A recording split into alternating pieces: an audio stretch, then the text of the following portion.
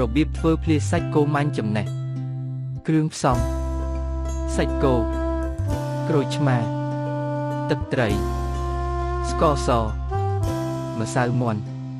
ទឹកដោះគោខាប់ទឹកម៉ាញ់ចំណេះខ្ទឹមក្រហមស្លឹកខ្ទឹមជីនាងវងជីអង្កាមម្ទេសសណ្តែកដីលីង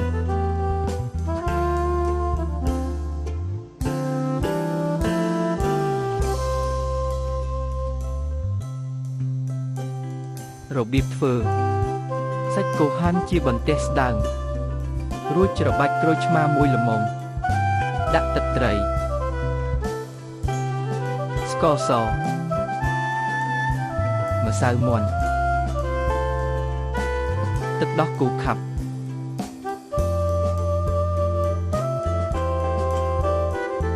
ច្របល់ឲ្យសព្វ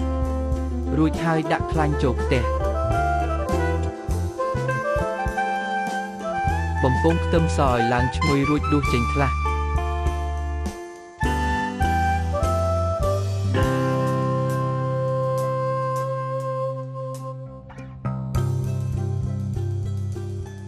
បន្ទាប់មកទៀតដាក់សាច់គោដែលបានប្រឡាក់គ្រឿងមើលមួយល្មមរួចដួសដាក់ចាន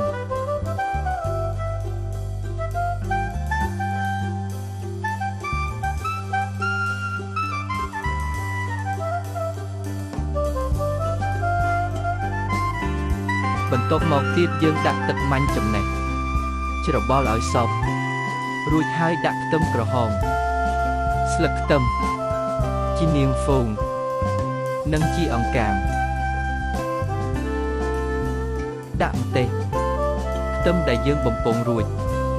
សណ្តែកដីលីងច្របល់ឲ្យសព្វរួចលើកដាក់ចានជាការស្រេច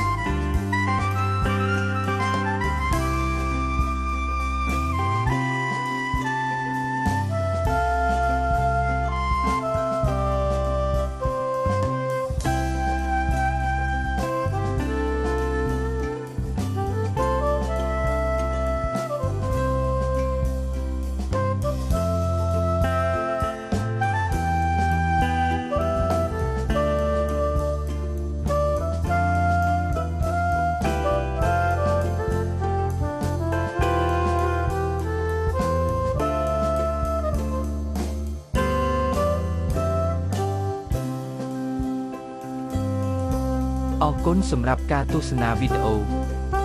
សូមជួយ Subscribe Channel